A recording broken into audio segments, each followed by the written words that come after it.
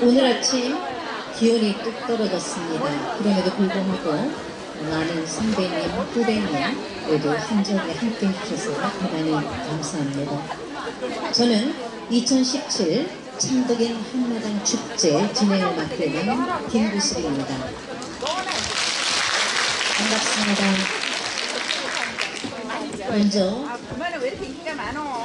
국민의례가 있겠습니다.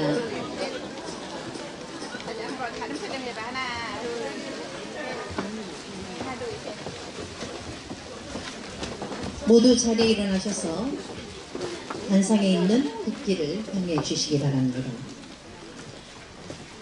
국기에 대하여 경례.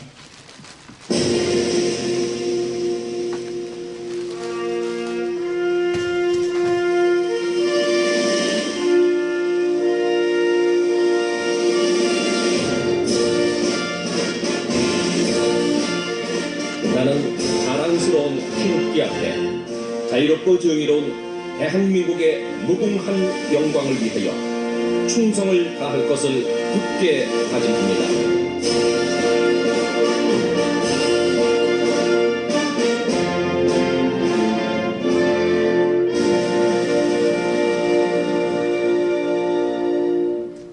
바로 이어서 애국가 제창이 있겠습니다. 애국가는 1절만 하도록 하겠습니다.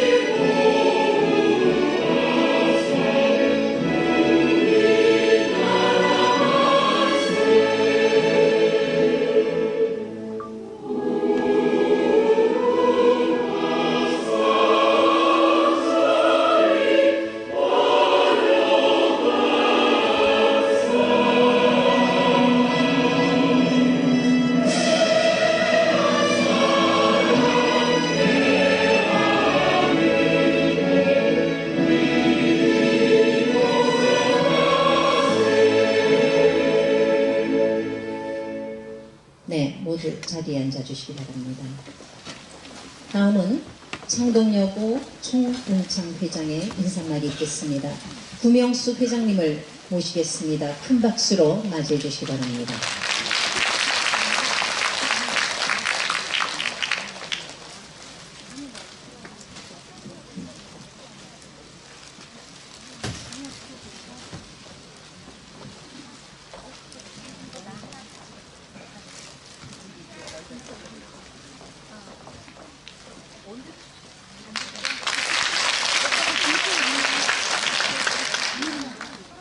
존경하는 선배님, 사랑하는 후배님, 우리 동기들 반갑습니다. 왠지 꽤 됐죠? 예, 오늘 날씨도 좀 추워졌다고 하는데 이렇게 많이 참석해 주셔서 너무 감사드립니다. 현대는 시간이 가장 소중하다고 합니다. 그 소중한 시간을 과거로 되돌릴 수도 없고 미래를 향해서 앞지를 수도 없고 다만 지금만 즐길 수 있는 시간인데 그 시간을 이렇게 내주시고 함께 하시는 것은 그만큼 서로 사랑하고 그리워하고 소중하게 생각하기 때문이라고 여겨집니다. 그래서 오늘 저희가 이 창덕 2017 창덕인 한마당 축제를 3부로 나누어서 구성해 보았습니다. 그 시간을 쓰기 위해서는 즐거워야 되고 보람있고 유익해야 된다는 생각에서 어떻게 하면 동창회에 와서 그런 즐거움을 만끽하고 보람을 느낄까 생각하면서 마련한 기획해본 그런 축제입니다. 그래서 1부에서는 곧 포럼이 시작될 것이고요. 원든 원하지 않든 제4차 산업혁명으로 그 물결로 우리는 질주해 가고 있습니다. 그래서 미래를 좀 준비한다면, 또 후손을 위해서 어떤 준비를 해야 된다면 좀 우리도 동참해야 되는 일이 있지 않을까 해서, 마침 우리 동문 중에 아주 훌륭한 과학자 박기영 28회 아우님이 계십니다. 그분이 나와서 좋은 강의를 해 주실 거고요. 2부에서는 18회 선배님들이 졸업하신 지 50주년을 맞습니다. 70이 되신다 그래요. 그래서 50주년을 모든 동문들이 축하해 드려야겠다.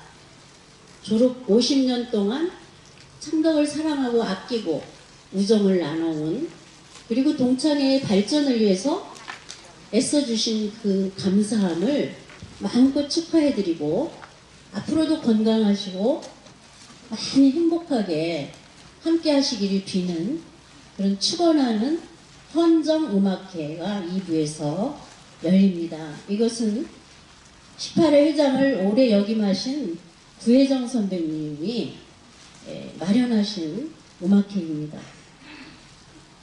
그리고 이번에 우리 총동을 위해서 발전기금도 거금을 후원해 주셨어요. 그래서 그런 순서를 가운데에 우리가 기획을 해서 같이 즐기자, 이런 뜻이었고, 3부는 그야말로 우리가 숨겨진 동문들의 재능, 숨겨진 재능이랄까요, 역량이라 그럴까요, 마음껏 발산해보고 창덕인의 위대함을 보여주는 한마당이 되겠습니다. 우리 모두 우리의 위대함을 찾고 함께 앞으로 나아가는 즐거운 시간이 되시기를 빌어마지 않습니다. 행사 동안 부족하게 준비한 거 보시고 있으셔도 널리 양해해 주시고 이해해 주시면서 송년을 맞아서 마음껏 이렇게 즐기시면 더없이 감사하고 영광이겠습니다. 인사에 대합니다. 감사합니다.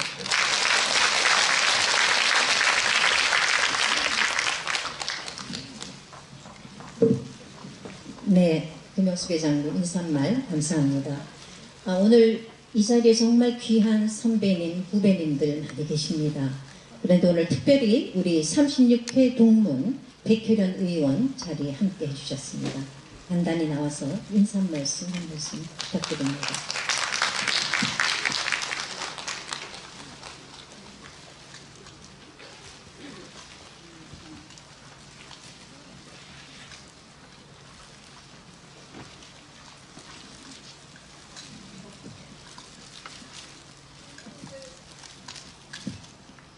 선배님들 반갑습니다. 다시 한번 인사드리겠습니다. 백혜련 수장입니다. 제가 저희 이 모이신 분들 중에 저희 기수가 제일 막내 기수 같아요. 36회입니다. 그래서 동기 몇 분 빼고는 다 선배님들이어서 그냥 선배님들이라고 인사드렸습니다. 이번 그 동문회 창덕인 한마당 축제를 준비하는 과정을 저도 여기 지금 총 동문회 부회장직으로 일단은 명의는 돼 있습니다. 그래서 카톡방을 통해서 들여다봤는데 정말 놀라웠습니다. 저도 많은 행사를 지금 다녀보고 있지만 너무나 꼼꼼하고 세심하고 치밀하게 행사를 준비하시는 모습을 보고 창덕인의 저력이 정말 이런 것이구나, 이런 걸 느꼈습니다. 방금 금영수 회장님 인사 말씀하셨지만 금영수 회장님을 비롯한 그 임원진에게 다시 한번 박수 좀 한번 쳐주시기 바랍니다.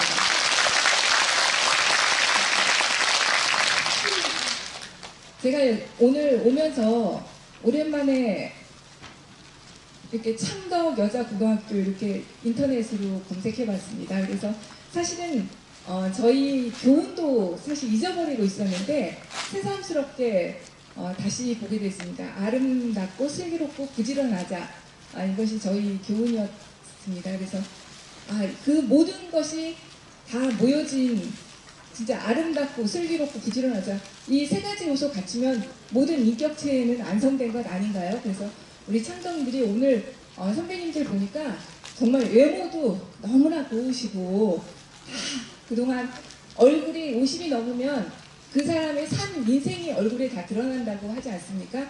근데 오늘 선배님도 얼굴 보니까 너무나 그동안 인생을 잘 살아오셨다는 생각 들었습니다. 오늘 이제 한 달밖에 이제 시간이 남지 않았는데 오늘 이 공연장에서 마무리 잘하는 시간으로 서로 소통하시고 즐거운 시간 지내다 가시기 바랍니다. 감사합니다. 네, 우리 막내 백혜련 의원에게 다시 한번 감사의 박수 부탁드립니다. 네, 오늘 행사에 대해서 간단하게 좀 안내를 하겠습니다. 행사는 총 3부로 되어 있습니다. 1부 1시 반부터 원래 예정이 되어 있었죠. 2시 20분까지 제4회 백성미래 포럼으로 준비가 되어 있고요. 제2부는 2시 20분부터 3시 반까지 제18회 50주년 기념 헌정 음악회로 진행이 됩니다. 아까 말씀드린 것처럼 올해 창덕여고 졸업 50주년을 맞는 제18회 졸업생들을 축하하는 헌정 음악회입니다. 매우 뜻깊은 시간이 될 것입니다. 이어서 우리 창덕여고 총동창회 직속 손빛소리 합창단이 축하의 노래를 선사하는 특별한 시간이 마련되어 있습니다. 이어서 공로패 증정이 있고요. 약 10분간의 휴식을 취할 것입니다. 그리고 제3부는 3시 40분부터 4시 반까지 창덕인 한마당으로 꾸며보았습니다. 우리 창덕인들의 노래와 춤과 이야기가 함께하는 흥겨운 시간이 기다리고 있습니다. 그리고 만찬은 4시 40분부터 예정이 되어 있는데요. 맛있는 음식과 또 담소를 나누시면서 만찬을 즐기시는 시간을 갖게 됩니다. 이번 창덕인 한마당 축제에는 예년보다 많은 약 400명 정도의 동문이 참석하시게 되었습니다. 참으로 행복하고 즐거운 일입니다. 다만 장소가 협소한 관계로 만찬 장소를 나누어서 진행하게 됩니다. 선배님, 후배님들의 양해를 부탁드립니다. 이제 제1부 백성미래 포럼을 시작하겠습니다. 백성미래 포럼은 현 동창회에서 우리 창덕인들의 높은 지적 욕구를 충족시키기 위해서 학술적인 차원에서 야심차게 기획한 포럼입니다. 그리고 그 4번째 포럼을 오늘 가지게 됩니다. 오늘의 주제는 요즘 뜨거운 화두가 되고 있는 제4차 산업혁명과 미래사회입니다. 아마 여러분 제4차 산업혁명이라는 말을 굉장히 요즘 많이 들어보셨을 거예요. 이른바 ICT라고 하죠. Information Communication Technology라고 하는 정보통신 기술의 융합으로 이루어지는 혁명으로 인공지능, 로봇 기술, 생명과학이 주도하는 차세대 산업혁명을 지칭하는 것으로 알고 있습니다. 오늘은 우리 창덕여고 28회 동문으로 이 분야의 탁월한 전문가이시고 또 올 5월에 제4차 산업혁명과 과학기술 경쟁력이라는 탁월한 저서를 또 출간한 바 있는 순천대학교 박기영 교수를 모시고 강연을 듣도록 할 것입니다. 우선 박기영 교수를 간단하게 소개해 드리겠습니다. 박기영 교수는 현재 순천대학교 생물학과 교수로 재직하고 계시고요. 학력을 소개해드리면 연세대학교 이과대학 생물학과를 졸업하고 연세대학교 대학원 생물학과 2학 석사를 하시고 연세대학교 대학원 생물학과에서 2학 박사를 하셨습니다. 경력을 간단히 소개해드리면 1990년, 97년부터 퍼듀대학교 원예학과의 연구원이자 개건 교수로 계셨고 1999년에서 2002년까지 경실련 과학기술위원장으로 그리고 2002년부터 2003년까지 제16대 대통령직 인수위원회 인수위원을 역임하신 바 있고요. 2003년에서 4년까지 국가과학기술위원회 수석 간사를 맡으셨고요. 2004년에서 2006년까지 청와대 비서실 대통령 정보과학기술보좌관을 역임하셨고 2014년에서 현재까지 순천대학교 생물소재 발굴 활용사업단 단장으로 활동하고 계시고 국제저널인 Journal of Plant Biology 편집장을 맡고 계시고요. 전남 CBS 생방송 전남 방송 진행자로 활약을 하고 계시고 그리고 2016년 3월부터 현재까지 국제기구인 람사르 동아시아 센터 명예센터장을 맡고 계십니다. 이력을 다 소개하기에는 시간이 너무 짧은 것 같습니다. 그러면 이제 큰 박수로 박기영 교수를 모시도록 하겠습니다. 제목은 제4차 산업혁명과 미래사회입니다. 시간은 약 30분간 주어질 것이고요. 그 이후에 약 10분간의 질의응답 시간을 가지도록 하겠습니다.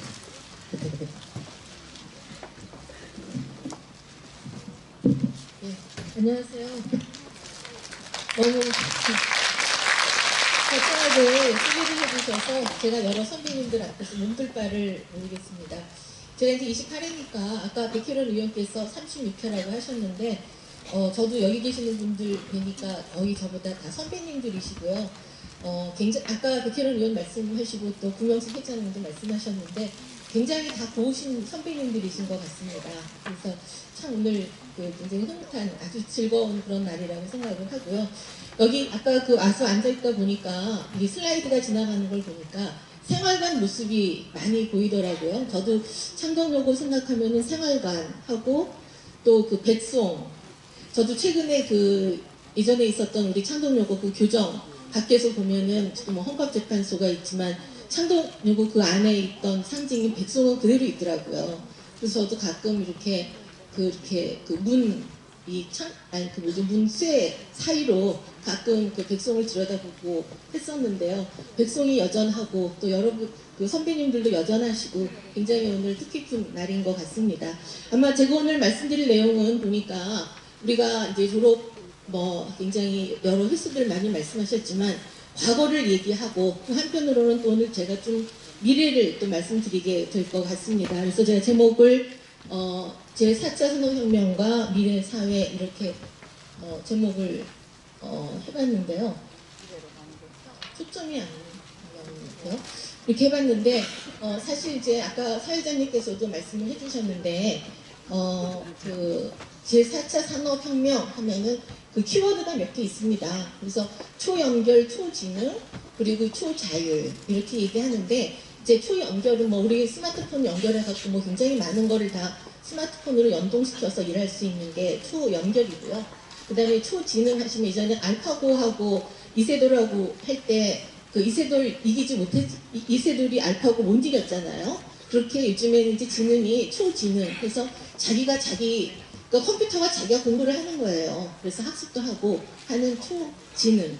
그 다음에 초자율은 이제 앞으로 많은 것들이 초지능이 연결되고 빅데이터 다 연결되면은 자기가 자기 나름대로 이제 자율적으로 막 움직이는, 그래서 우리 자율주행 자동차 말씀을 많이 들어보셨죠? 그런 것들 합쳐지면은 초자율이 될 것 같습니다. 그래서 이렇게 간단하게 키워드로 좀 말씀을 드리면 될 것 같고요.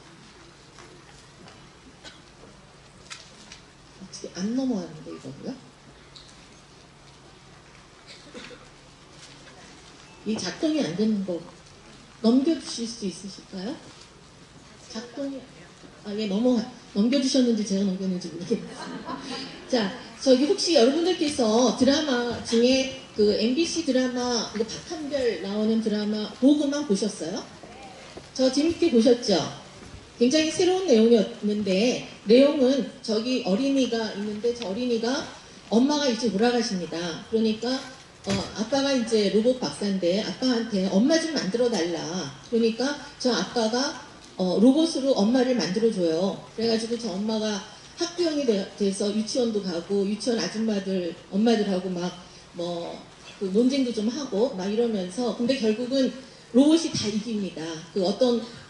어떤 어린이 엄마가 나오면 저 엄마가 누구고 키는 얼마, 몸무게 얼마 다 스캔해가지고 정보 딱 입력해갖고 전략 짜서 자기 나름대로 학부형회를 이끌어가고 이런 내용들이 담겨 있습니다. 근데 그것을 우리가 상상 속에만 있는 거냐?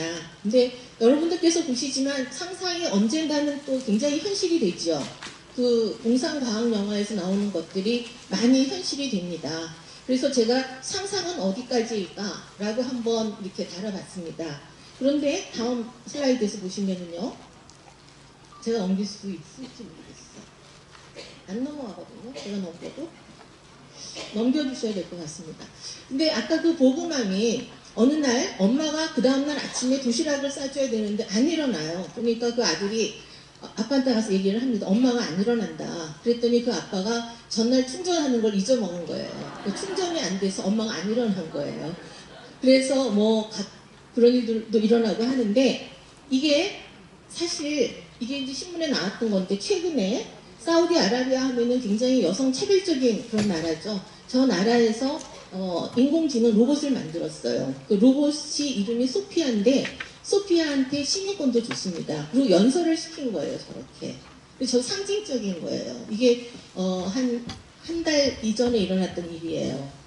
그래서 이 정도로 이제는 아까 그 보고만이 정말 상상 속에 있는 것이 아니라 현실화 될 것 같다라고 생각하고 있습니다. 다음.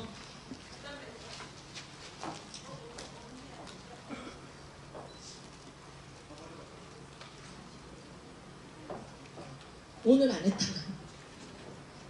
자, 그런데 아까 제가 로봇이 초지능이라고 말씀드린 건 로봇이 자기가 공부를 할 수 있다고 말씀드렸죠. 그래가지고 어떤 일이 일어났었느냐면 중국에서 있었던 건데요.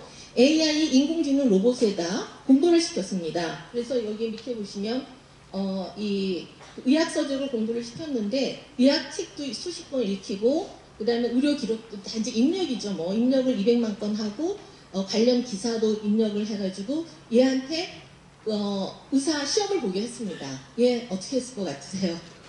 당연히 합격했습니다. 사람보다 점수가 굉장히 좋았다고 합니다. 그래서 합격선이 360점이었는데 465점으로 해서 얘가 합격을 했어요. 그래서 앞으로는 어쩌면은 진료를 우리 인간이 하는 진료도 있겠지만 로봇을 통해서 하는 진료, 즉 왓슨이라는 프로그램이 있어요. 왓슨이라 어떤 조사를 해봤더니 왓슨이라는 인공지능 프로그램한테 진료를 처방을 받겠느냐 사람한테 받겠느냐 누구한테 처방받는 게 유리할 것 같으세요? 반반 나뉘시는데 설문조사하니까 왓슨이 더 높았다고 합니다. 근데 왓슨의 프로그램은 시작한 지 얼마 안 돼가지고요. 아직은 정확도가 떨어져요. 그런데 왓슨 프로그램과 사람이 진료하는 거하고 같이 합쳐서 해석한다고 하면 굉장히 오진이 없는 그런 진료를 할 수 있지 않을까. 그래서 이 인공지능 로봇의 의사는 직접 의사라기보다는 약간 보조적 수단으로 쓸 수 있는 그런 의사일 수 있다. 근데 이게 지금 최근에 제가 아주 따끈따끈한 뉴스인데 11월 21일 날 소개된 중국에 있는 굉장히 과학계에 아주 유명한 대학인데 칭화대 연구팀이 만든 로봇이에요. 이렇게 해서 사실은 이제 이게 보조적 수단으로 쓰고 있지만 얼마 있으면 이게 이제 이런 로봇들을 휴머노이드 로봇이라고 하는데 인간처럼 비슷한 로봇 이런 것들 중에서 일본에서는 어느 정도 이제 이렇게 집에서 연세 드신 분들이 누구랑 대화 상대가 없을 때 로봇하고 대화를 실제 가능할 수 있게 해준 로봇이 휴머노이드 로봇이에요. 그래서 뭐 이렇게 질문할 수 요즘에 이 로봇 자체라기보다는 그냥 대화할 수 있는 이렇게 스피커 같은 게 나오는데요. 아침에 일어나서 오늘 날 얼마나 추워 이렇게 질문하면은 이 로봇이 오늘 기온은 몇 도고요 어쩌고저쩌고 얘기해줘요. 일기예보를 해줘요. 이미. 그래서 이런 로봇들과 결합하면은 대화가 가능하고 그리고 조금 더 인간의 모습을 휴머노이드 모습을 좀 감싸게 한다 하면은 좀 더 이렇게 많은 대화를 나누고 정말 친구처럼 지낼 수 있는 로봇을 가질 수 있게 될지도 모르겠습니다. 그래서 이런 휴머노이드 로봇인데 이 휴머노이드 로봇이나 이런 것들이 만들어지기까지 우리가 4차 산업혁명 이렇게 얘기하는데 실은 1차가 1700년대 있었고 2차가 1800년대 있었고 아마 인터넷을 사용하는 시기를 3차 산업혁명이라고 보시면 될 것 같습니다.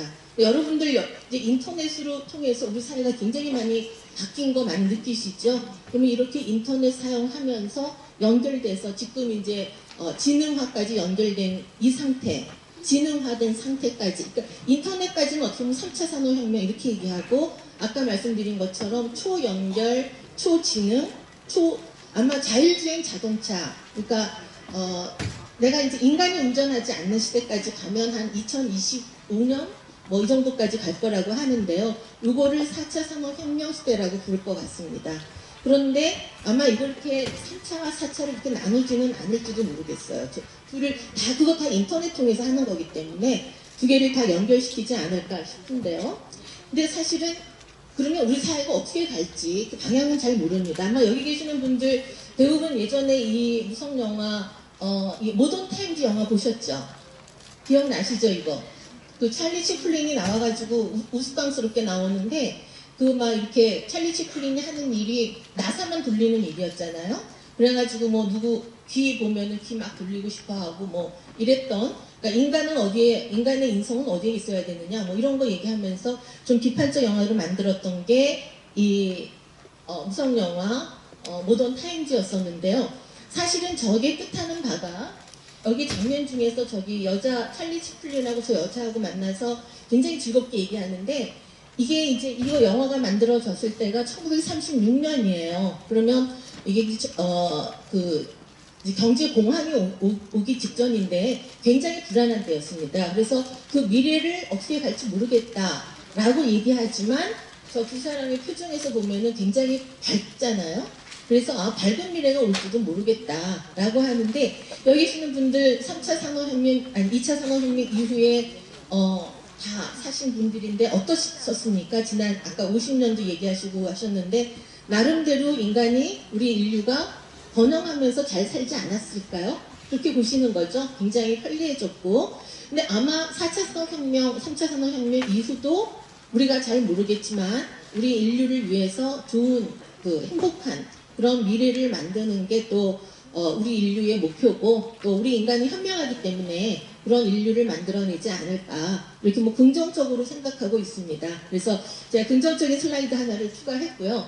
근데 3차 산업혁명이나 4차 산업혁명 이야기하면 아까 제가 로봇 말씀드렸는데 엄마도 대체해서 도시락도 싸주고 하는 로봇이 나오니까 우리 그럼 인간은 어떻게 될 거냐. 근데 부정적으로 보고 많은 이야기하는 과정에서 잘 넘어가지고 보는 과정에서 이렇게 컴퓨터 안에서 책상 안에서 이렇게 비행기도 만들 정도로 저렇게 이제 컴퓨터화 될 것이며 그러면 기계가 다 한다고 하면 우리 사람은 어떻게 되느냐. 저기 끝에 뒷부분에 여기서 보시면은 저기 이렇게 울타리 같은 모습이 있잖아요. 저게 다 사람들이에요. 사람들이 공장에서 나오게 된다. 그래서 한마디로 얘기하면 인간은 그럼 뭐 할 거냐. 여기 로봇이 나와가지고 사람들 내보내는 저런 시대로 갈 거냐. 정말 직업이 없는 미래로 갈 거냐. 저게 좋은 일이겠는가. 인공지능과 로봇으로 인간이 대체될 거냐. 그래서 여기서 그럼 새로운 기회가 될 거냐, 새로운 공투가 될 거냐, 이 미래를 어떻게 갈 거냐는 아무도 모른다고 생각합니다. 그래서 우리가 인간이 지혜를 짜서 만들어내는 게 우리의 미래일 거다라고 생각하고요. 어느 나라나 이 미래를 위해서 많은 정책들을 하려고 하고 있고, 뭐 나중에 좀 시간이 지난다고 하면 전 세계적 어떤 대안들이 나올 거라고 생각을 합니다. 그런데 우리나라 같은 경우는 사실은 2차 산업혁명으로 갖춰진 제조업과 이런 산업 구조를 그대로 갖고 있기 때문에 로봇이나 이런 것으로 대체될 확률이 굉장히 높은 국가예요. 그래서 우리나라가 해결해야 할 문제가 굉장히 많이 있다고 생각이 듭니다. 그래서 이제 사람들이 많이 우려하는 게 이런 부분인데요. 그렇다고 하면 앞으로 10년, 20년, 뭐 10년, 20년까지도 안 가고 2020년이나 뭐 2025년 이후에 4차 산업혁명이 이렇게 빠르게 진행됐을 때 인간의 우리 현재 고용구조는 어떻게 될 거냐. 근데 참 이게 걱정인 것이 지금 만약에 예를 들어 지금 중학교 학생이다 그럼 만 15세라고 보면 이 15세 학생이 15년 후면 30세가 돼서 사회로 진출하게 되는데 사회로 진출할 때 이 사람이 가져야 할 직장이 어떤 거냐. 어떤 직업을 갖겠는가. 또 어떤 능력을 가져야 되는가라는 측면에서 사실은 좀 심각한 문제가 있습니다. 그리고 잘 대응을 해야 될 필요가 있는 지점이 바로 이거라고 생각하는데요. 사실 산업혁명이라고 하는 것은 고용이 없어지는 건 아니에요. 아까 이 모던 타임즈 말씀드렸듯이 새로운 고용으로 대체되는 거거든요. 그래서 직업이나 업무가 바뀌는 거예요. 그러면 사회가 바뀌면 직업이나 업무를 바꿀 수 있게 유도하는 것. 이게 바로 정부 정책이어야 될 거라고 생각하고요. 그래서 새로운 고용 구조를 어떻게 만들어 갈 거냐의 문제인데 사실 이 도표 때문에 사람들이 굉장히 두려워했어요. 4차 산업혁명을. 이 그림에는 현재 2020년이 되면 710만 개 일자리가 줄어들고 200만 개 일자리가 생기면 순수하게 본다면 어떻게 되겠어요? 500만 일자리가 줄어드는 거죠. 그러면 500만 일자리, 여기서 700만 개 중에 500만이니까 7분의 5가 일자리를 못 잡을 거다. 굉장히 심각한 문제인 거죠. 사람이 행복하게 산다고 하는 건 먹고 사는 일도 중요하지만 자기가 일하면서 자아 성취를 하면서 만족감을 느끼고 행복감을 느끼는 게 결국은 행복한 사회라고 한다면 이런 사회가 되면은 안 되겠죠, 결국은. 그래서 이거에 대한 대응을 해야 되는데 저는 개인적으로 요게 4차 산업혁명을 제일 처음 거론했던 그 다보스 포럼이라는 데에서 2016년에 나온 도표였는데요. 저는 이 도표 틀릴 거라고 생각합니다. 왜 그러냐면 저기 있는 새로 나오는 일자리들 중에서요. 아까 그 사회자께서 말씀하셨는데 ICT, 정보통신 쪽에 일자리들이 신규 일자리로 들어가 있지 않아요. 그렇다고 하면 500만 개 일자리는 어디서 만들어야 되느냐? 새로운 영역에서 만들어야 될 거다. 정보통신을 통한 영역에서. 근데 우리나라는 분명히 그 영역 만들 수 있을 거라고 생각을 합니다. 그래서 그런 내용을 좀 우선 좀 말씀을 드리고요. 예, 이거는 좀 복잡하니까 제가 생략하겠는데 예전에 이제 한번 이렇게 제가 2003년에 위원장을 하면서 미래 기획을 한번 해본 적이 있는데 요거를 좀 더 그냥 좀 말씀드린다고 하면 제가 아까 저한테 주어진 시간이 50분이셨는데 시간이 좀 조정이 되면서 30분으로 20분을 줄여야 돼요. 제가 지금. 그래서 준비한 슬라이드를 다 말씀을 못 드리고 막 이거 슬라이드 이거 말씀드릴까 말까 막 이런 고민을 지금 머릿속에서 하게 됩니다. 근데 이거는 뭐냐면 여기서 좀 말씀을 드리면은요. 미래형 자동차 있고 그 다음에 뭐 차세대 전지 있고 뭐 이 나노 소재 있고 이렇게 돼 있는데요. 사실은 4차 산업혁명이라고 하는 건 우리가 살던 그 기술에서 조금 더 발전한 게 4차 산업혁명입니다. 사실은. 그래서 새로운 게 딱 만들어지는 것은 아니에요. 그러니까 다시 말하면 전환하는 것들인데 전환하는 것들이 좀 그러니까 지속적으로 좀 발전하는 거다. 그러니까 발전하는 기술이 심화된 영역이라고 보면 아까 처음에 이렇게 막 일자리가 막 줄어들고 로봇이 대체되고 뭐 이렇게 아주 심각한 사회만은 아닐 거다라는 생각이 들고요. 여기서 이제 좀 말씀을 좀 드리면 이게 제가 아까 제가 책 소개를 해주셨는데 정말 이 기술이 굉장히 빠르게 혁명처럼 몰고 온다라고 하는 것을 처음 느낀 때가 저 개인적으로는 2014년이었어요. 3년 전에요. 제가 이제 바르셀로나 회의에 갔었는데 항상 열리는 연차 회의인데 이동통신 회의였어요. 근데 이동통신 회의 딱 가니까 항상 이제 뭐 스마트폰 이런 것만 전시를 했는데 전시장에 다 들어가니까 다 자동차를 많이 들고 나온 거예요. 통신 전시회인데 자동차 왜 들고 나왔겠습니까? 네, 자율주행 차가 갈 것 같다라는 방향을 제시하려고 다 자동차를 들고 나왔어요. 그리고 늘 통신회사만 주로 나왔었는데 IBM이나 이런 통신회사들만 주로 나왔었는데 볼보니 뭐니 자동차 큰 회사들이 다 차를 들고 나올 정도로. 그래서 그 중에 키워드가 바로 이제 커넥티비티였는데요. 그날 저 회의에서 제가 제 셀카를 하나 찍었는데 위원님 또 제 뒤에 다 거의 여자들이 앉았길래 셀카를 찍은 건데 저도 굉장히 진지하지만 저 뒤에 있는 사람들 표정 굉장히 진지하지 않아요? 굉장히 놀랐어요. 저 14년 회의에. 그러면서 저게 커넥티비티 연결성으로 가면서 요 마지막 사진은 제가 이제 가서 저 볼보 자동차였던 것 같은데 가서 제가 이제 손을 이렇게 살랑살랑 흔들었어요.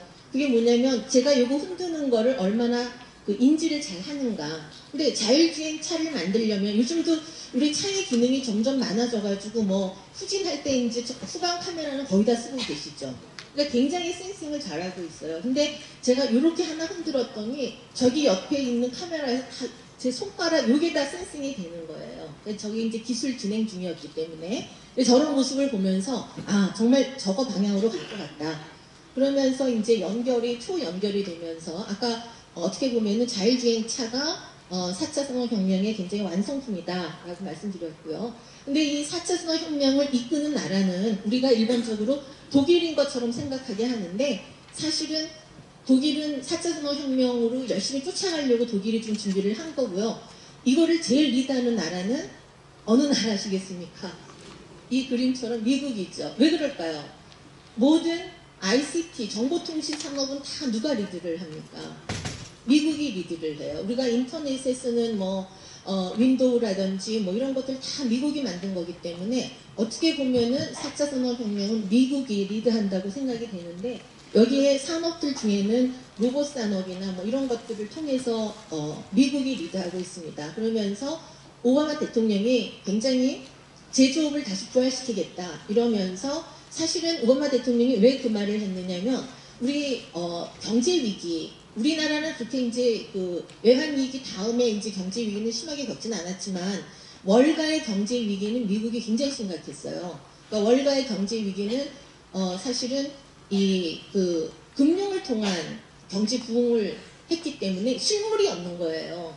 이 통장상에는 경제가 성장하고 있지만, 그러면 눈에 보이는 성장을 해야 되겠다라고 전략을 세운 게 오바마고, 오바마가 세웠던 전략이 제조업 부흥을 통해서, 근데 제조업 부흥이 그냥 공장에서 만드는 제조업 부흥만이 아니라 그 제조업 부흥에다 미국이 잘하는 좋은 기업들을, 큰 대기업들을 많이 갖고 있는 정보통신하고 결합시킨 그것을 지향한 게 오바마 대통령의 경제 정책이었습니다. 그래서 상당히 성공을 거뒀다고 보여지는데요. 로봇 같은 거, 태양광 이런 것들 중심으로 많이 했습니다. 그래서 4차 산업혁명의 핵심 기술은 지금 완전히 다 진행은 되지 않았지만, 자동차, 자율주행 자동차를 하면서 에너지원은 모터, 엔진이 없는 에너지원을 쓸 거예요. 그러면 석유를, 휘발유를 쓰지 않는, 그러니까 태양광을 쓴다든지 하는 엔진이 없는 자동차를 만드는 게 한 방향이고요. 그 다음에 열 전환율을 높여서 모터,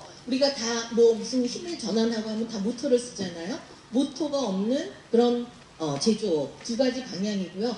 그 다음에 이런 것들 중에서 특히 여기에서 보시면 인공지능, 빅데이터, 무인 자동차, 나노기술, 그 다음에 또 한 큰 축은 생명과학입니다. 우리가 다 이제 수명이 늘어나기 때문에 건강하게 살 수 있는 생명과학을 만들어 주려고 하는데, 그 중에 하나가 디지털과 결합시켜서 디지털 헬스를 하는 사회.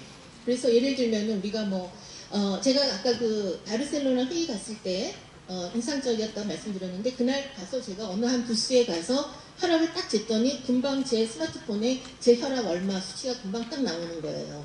그러니까 그 정도로 디지털로 다 건강을 다 연결시키는데, 예를 들어 지금 가장 하고 싶어 하는 게 우리 스마트폰에 자기 스마트폰 딱 쥐면은 내 혈압 이런 게 다 측정이 되는, 그리고 여기 계시는 분들 혹시 연세 드신 어머님이나 누구 같이 계시면은 늘 걱정되시잖아요. 그분이 아침에 일어나는가, 그 다음에 그분의 혈압이나 그분의 당뇨 이런 것들 다 측정할 수 있게 다 연결시키는 디지털 헬스. 그래서 조금만 위험성이 있다고 하면 즉각 동네 병원의 의사한테 연결해가지고 진료받게 하고, 금방 응급 상황이 발생하면 처치할 수 있는 정도로 아주 디지털과 아주 접목된 의료를 하는 그런 디지털 헬스 사회까지 지향하고 있는 게 이제 4차 산업혁명 시대에 가야 할 방향이라고 얘기하고 있습니다. 그리고 또 한 가지는, 그러면 아까 제가 왓슨 프로그램, 의료 프로그램 중에 왓슨이 있다고 말씀드렸는데, 왓슨 프로그램은 우리나라는 쓰기가 어려워요. 이유는 뭐냐면 거기에 왓슨 프로그램의 진료 기록이 우리나라 사람 게 아니에요. 그러니까 우리나라 사람 거라고 하면 좀 더 정확하게 진료를 할 수 있지만, 우리나라 사람의 정보가 들어가지 않고 외국 사람들 거로 만들어진 데이터 정보예요. 그러면 앞으로 판단을 하려고 하면, 여러분들도 개인적으로 판단하실 때 어떻게 판단하십니까? 개인적으로 다 좀 자료를 수집해갖고 판단하시잖아요. 아무것도 없이 판단하진 않으시죠. 자료를 수집해서 수집된 자료를 갖고 판단하시는데, 바로 판단을 잘하려고 하면, 정말 저지먼트, 잘 판단을 하려고 하면 데이터가 많이 모여야 돼요. 근데 우리나라가 아직은 데이터를 많이 못 모았습니다. 그래서 데이터를 많이 갖고 있는 게 장땡이에요, 이제 앞으로는. 그래서 여러분들 이렇게 요즘에 이 내비게이션 많이 쓰시죠? 내비게이션 중에서 SKT면 SKT 내비게이션만 쓰고 T맵 쓰고 나눠졌었죠. 근데 티맵을 돈 주고 돈 가입해서만 쓸 수 있었는데 지금은 티맵이 무료입니다. 이거 왜 무료로 했을 것 같으세요? 데이터를 모으려고. 많은 사람이 써야 많은 데이터가 모입니다. 그러니까 무료로 해서 공급을 하고 데이터를 얻는 게 더 이익이다. 그래서 티맵을 무료로 하게 됐고요. 여러분들 요즘에 또 내비게이션 뭐 쓰십니까? 저는 최근에 네이버를 쓰는데 제가 이제 이런 쪽을 좀 아니까 네이버가 처음에 이제 공급을 하려고 할 때 네이버가 굉장히 자료가 좋은 줄 알았습니다. 그래서 제가 이제 네이버 맵을 공급하자마자 여러분들 저기 버스 타는 거 뭐 하는 거 하실 때 네이버 지도 찾기 많이 하시죠? 그래서 제가 이제 네이버 지도를 갖고 이제 제가 이제 평소 이제 강연을 많이 다니기 때문에 어디인가 강연을 하러 갔는데요. 리조트에서 강연을 하러 갔는데 네이버가 가르쳐 주는 게 쫓아서 가르치긴 갔는데 지리산을 넘어가게 가르쳐 주는 거예요. 그래갖고 지리산을 좀 입구에 들어갔는데 나올 수도 없고 들어갈 수도 없고 해갖고 지리산 정상을 넘어서 강의 자리로 갔어요. 그래가지고 제가 야, 네이버는 정말 안 되겠다. 근데 알고 보니까 그때가 서비스 초기였기 때문에 데이터가 모이지 않았던 거예요. 그래서 저한테 사람이 걸어가는 길 옆으로 쫓아가는 자동차 도로로 타고 가게 한 네이버를 원망하면서 네이버를 이제 안 쓰기로 했거든요. 근데 하여튼 사람들이 많이 쓰는 앱을 써야 성공합니다. 그거는 바로 데이터가 이제 돈인 거예요. 그래서 데이터에 중요하게 된 시기라고 보고요. 그리고 이제 에너지도 아까 말씀을 드렸는데 아까 엔진이 없어질 거다. 엔진 없어지면 차의 공간 무지 넓어지겠죠. 엔진 없어지고 그 다음에 엔진이 없으면 동력은 뭐로 가느냐? 전기로 갈 거예요. 그럼 배터리 쓰면 돼요. 배터리 어디다 쓰냐면요. 자동차 바퀴 있는 그 실내 아래쪽에 밑에다가 바닥에다가 쫙 깝니다. 거기 바퀴 바로 위쪽에다. 그러면 공간이 굉장히 넓어지죠. 그래서 에너지는 이제 배터리를 어떤 배터리를 하느냐가 제일 관건이에요. 배터리가 얼마만큼 오래 많이 가는가 그리고 충전 빨리 되는가 그게 굉장히 관건이라 그 경쟁을 굉장히 치열하게 하고 있습니다. 우리나라가 또 예상외로도 배터리는 좀 잘하고 있어요. 그래서 에너지에 있어서는 지금 기술을 얼마나 빨리 이거를 만드느냐 그래서 에너지 기술은 굉장히 많이 개발이 되어 있습니다. 그래서 이건 선택의 문제예요. 에너지는. 그래서 어떻게 보면은 이제 앱 뭐 이런 거 좀 넘어가고요. 그다음에 이제 핀테크 여러분들 요즘 이제 은행 가시는 분 별로 없으시죠? 이제 은행은 거의 스마트폰으로나 인터넷으로 대체가 됐죠. 그게 바로 핀테크가 되겠고요. 그리고 그다음에 이제 우버 택시라고 해서 이제 뭐 우리나라는 좀 이거 안 하고 있지만 미국이나 이런 데에서는 개인이 차를 갖고 택시 서비스처럼 할 수 있는 그리고 이제 번역하시는 거 걱정하실 필요가 없습니다. 구글에 들어가면은 완벽하게 번역 가능해져. 거의 이제 읽어도 될 정도로 이거 인공지능 연결돼 갖고 하고 있기 때문에 인터넷 사이트 자동 번역 가능하고요. 그 다음에 최근에 이제 뭐 B&B나 뭐 이렇게 호텔도 이렇게 공유하는 이런 거 공동 구매 많이 했었잖아요. 이런 것들이 굉장히 일상화될 거라고 생각하고요. 그다음에 이제 약도 아까 말씀드렸는데 이제는 로봇이 약을 조제해 준다고 하면 우리 조제해서 실수할까봐 병원에서 원래 그 처방전 2개 줘야 되잖아요.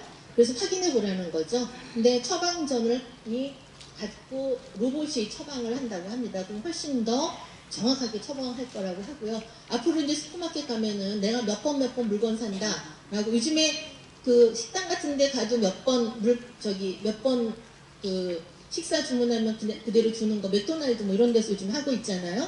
그렇게처럼 슈퍼마켓도 몇 번 하면은 이렇게 실어다가 갖다 준다는 저 정도로 갈 거다라고 생각하고 있고요. 그다음에 드론을 굉장히 많이 하고 있습니다. 이렇게 어제도 사고가 났지만 드론이나 이런 걸 띄워서 금방 구조를 할 수 있는 그런 시스템까지 갖춰가고 아까 이 자동차 말씀드렸는데 자동차는 아마 자율주행 전기 자동차로 갈 것 같은데 이 볼보가 2019년부터는 엔진 없는 차만 만들겠다고 이미 선언을 했어요. 2019년이면 내후년입니다.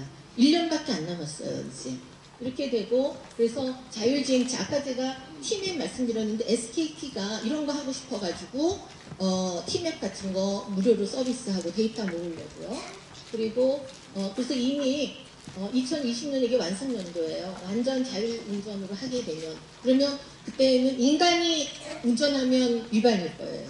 차가 그 자율로 가고 그러면 보험이 안 된다고 보험이 장사가 안 될 거라고 합니다. 사고 내는 건 다 사람이 사고 내기 때문에 근데 아직은 완전하지 않아요. 이게 이제 여기 사나 라스베가스에서 이 관광 가면은 차 탔다가 내리고 하는 그 관광차 있잖아요. 저걸 자율주행차 그거 노선이 일정하니까 이제 우선 자율주행차를 한 건데 자율주행차하고 2시간 만에 사고 나서 멈췄답니다. 이유는 뭐냐면 상대방이 오는 거를 모르고 그냥 갔다고 합니다. 그래서 자기 혼자만 자율하는 게 아니라 상대방이 오는 걸 피해야지 자율이지 뭐 이게 뭐 자율이냐 뭐 이런 비판도 받았는데 아마 센싱 해가지고 나중엔 다 피할 거라고 봅니다. 그래서 이런 문제점이 발생할 거예요. 또한 웨어러블 이제 우리가 컴퓨터를 많이 읽을 건데 읽는 것 중에서 지금 상용화 가능한 것은 척추 장애나 이런 장애가 있을 때 보조 수단으로 하는 게 가능하고요. 그 다음에 무거운 거 들을 때 기계처럼 팔 뭐 하나 입으면 이렇게 무거운 거 들어 올릴 수 있고 그리고 이거는 이제 시각 장애가 있다든지 하면은 눈과 똑같은 모양인데 여기에 센서가 있어서 센서에서 그 인지를 해서 전파만 만들어주면 우리가 눈에서 시야를 보는 것처럼 전파를 만들어서 뇌에 전달해주면 시력이 해결이 되는 사회까지 갈 거라고 생각하고요. 그 다음에 집도 다 이렇게 3D 프린터로 짓게 되고 자동차도 3D 프린터로 만들고 이게 오바마 대통령이 같이 가서 봤던 프린터 회사인데 이런 데에서 차도 만들고 뭐 이렇게 해가지고 그렇게 되면 굉장히 이렇게 주문 제작하는 게 굉장히 값싸질 거다라고 생각하고 있고요. 그 다음에 우리 이 그림은 저쪽의 그림은 만약에 여기 화상을 입었다 그러면은 여기다 세포만 집어넣고 이렇게 프린트하듯이 이 화상 부위를 이렇게 프린트합니다. 그러면 피부가 치료가 되는 것처럼 이렇게 만들어진 아마 3D 프린터나 이런 것 쪽에서 아까 제가 디지털 헬스도 말씀드렸는데 3D 프린터를 이용한 헬스 예를 들어 내가 관절염 수술을 한다 그러면 관절의 모양이 다 다르잖아요 사람마다 그럼 스캔해가지고 만들어서 내 몸에 관절에 들어갈 거를 3D 프린터로 만들어줍니다. 그러면 제일 정확하게 만들어지는 거죠. 그래서 그걸 인공 관절을 한다든지 뭐 이렇게까지 쓸 수 있는 그런 시대가 될 거라고 생각하고요. 이게 만약에 상용화 된다고 하면 지금보다는 훨씬 지금은 좀 비쌉니다. 이게 쓰는 사람이 별로 없으니까 훨씬 더 간단해질 거라 생각하고요. 그 다음에 우리가 뭐 해외 명품 사고 싶다. 그럼 지금 가서 사야 되잖아요. 앞으로는 해외 명품 그러면 프로그램만 사면 됩니다. 그러면 프로그램 사서 어디 프린트해주는 데 가면은 똑같은 재료로 프린트해주게 되면 명품도 살 수 있고 그러니까 이제는 물건이 왔다 갔다 하지 않고 프로그램만 왔다 갔다 하는 그런 사회가 될 거라고 생각을 하고요. 그래서 그런 사회를 어떻게 만들어 가느냐 그런 게 중요한 사회가 될 거라고 생각하고요. 아마 모든 우리 일상생활에 많은 것들이 다 연결이 되는 지금 제일 많이 IoT로 연결되고 하는 거 여러분들 다 이렇게 뭐 만보계 혹시 기억나세요? 걸을 때 만보계 갖고 내가 오늘 칼로리 얼마 요즘에도 그 앱에다가 까셔가지고 내가 오늘 몇 킬로 걸었나 뭐 오늘 칼로리 얼마 썼나 확인하시죠? 그 다음에 우리가 잠잘 때 앱 같은 거 여기다 놓고 프로그램 스마트폰에 까시면 내가 얼마나 움직이고 잤는가 그거 다 체크해 줍니다. 그래서 깊이 잤나 깊이 안 잤나 뭐 이런 다 체크할 수 있고 자기 모든 것을 지금 앱 갖고 다 할 수 있을 정도로 그렇게 하고 그래서 이런 일상생활에 많은 것들이 일상화되는 그런 사회가 어떻게 보면은 4차 산업혁명으로 여러분들 앞에 한 5년 이내에 다가올 사회 지금 말씀드렸는데 이런 것들이 완벽하지는 않지만 약간 다 조금씩 경험하신 사회죠. 네, 이게 조금 더 진화가 된다고 하면 5년, 2025년이라고 하면 지금부터 한 7, 8년 남았죠. 그럼 굉장히 많이 우리 사회가 변한 사회가 될 거다라고 생각하고요. 그러면서 이런 사회가 되면서 여기 이제 제가 뒷부분에는 어떤 걸 추가했느냐면 이제 제가 이제 20분 부족하라고 하기 때문에 더 말씀을 못 드려서 거기 슬라이드에 들어있는데요. 앞으로의 사회는 그러니까 힘이 적게 필요한 사회죠. 이제 힘든 거는 다른 거 많이 시키면 그러면 우리 사람이 하는 건 결국 어떤 게 필요한 거예요?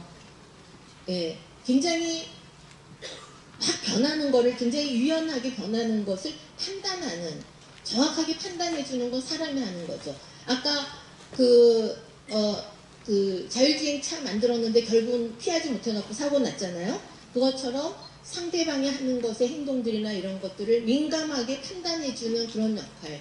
그러니까 종합적인 사고, 그리고 유연하게 판단해주는 유연한 사고나 이런 것들을 필요로 하는 게 앞으로 인간한테, 그러니까 기계가 못하는 능력을 인간한테 원하는 거죠. 그래서 우리 인간이 가져야 되는 능력도 조금 보다 분석력이라든지 종합력이라든지 좀 더 시스템적으로 사고하는 능력이라든지 이런 것들을 발달시켜야 우리 인간들이 할 그 자리가 되고요. 그 다음에 그런 것을 서로 좀 이렇게 일자리가 어차피 이제 줄어들긴 할 거거든요. 로봇 시키고 뭐하고 고된 일들을 좀 적게 하고, 그러면 인간이 좀 더 인성을 좀 살리면서 좀 더 행복하게 살 수 있는 인간의 자유로움과 행복을 좀 더 가져가는 사회 구조를 논의하고 하는 좀 더 인간다운 사회를 만들 수 있도록 인간의 현명한 지혜를 만들어내야 되는 게 또 우리 인간의 역할인 것 같고요. 아마 우리 사회의 역할일 것 같습니다. 그래서 제가 뒷부분은 더 말씀을 못 드렸고요. 여기까지만 말씀을 드리도록 하겠습니다. 사회자가 끝나라고 올라와 주셔서 네, 제가 대기하고 있었습니다. 박수님 감사합니다. 네, 오늘 강연 중에서 가장 많이 나온 단어가 뭔 것 같아요? 혁명인 것 같아요. 1차 산업혁명, 2차 산업혁명. 네. 앞으로 우리에게 뭐 5년 이내에 또 5차, 6차 새로운 어떤 산업혁명이 일어날지 모르겠습니다. 혁명이라는 것을 사전적으로 의미로 본다면은 그것은 뭐 기존의 그 관습이나 어떤 그 체제의 본질적인 변화일 텐데요. 그 1차 산업혁명이 끝난 다음에 영국의 그 월즈워드라는 그 낭만주의 시인이 있었어요. 그 시인이 그 어떤 충격과 또 그 인간의 어떤 왜소함에 대해서 시를 쓴 게 있는데, 저는 지금 대학에서 영시를 가르치다 보니까 지금 산업혁명 말씀하시니까 그 시가 떠올랐어요. 정말 혁명이었구나. 왜냐하면은 시 제목이 The world is too much with us. 우리에게 세계는 너무하다. 이렇게 말하면서 그 혁명을 선물인데 더러운 선물이다. A sordid boon 이렇게 말했어요. 정말 선물이죠. 우리에게 안락함과 위안과 편안함을 가져다 줬지만 결국 그 거대한 기계 앞에서 인간이 정말 끊임없이 왜소해지고 작아지는 그런 어떤 충격을 경험했던 것입니다. 그런데 그 1784년에 영국의 산업혁명이 시작된 이래로 이제 저희 2017년, 18년 또 다른 어떤 혁명의 시대를 맞이하게 됐습니다. 그 혁명이라는 것이 인간의 존엄성을 지켜주면서 또 생명윤리의 문제도 그런 어떤 존엄성의 시각에서 바라볼 수 있게 해준다면 우리는 얼마든지 새로운 그런 혁명을 받아들일 수 있을 것입니다. 혹시 여기 플로어에서 질문이 있으시면 한 분만 질문을 간단하게 받도록 하겠습니다. 네. 질문이, 네. 회장님 질문 있습니다. 회장님. 네.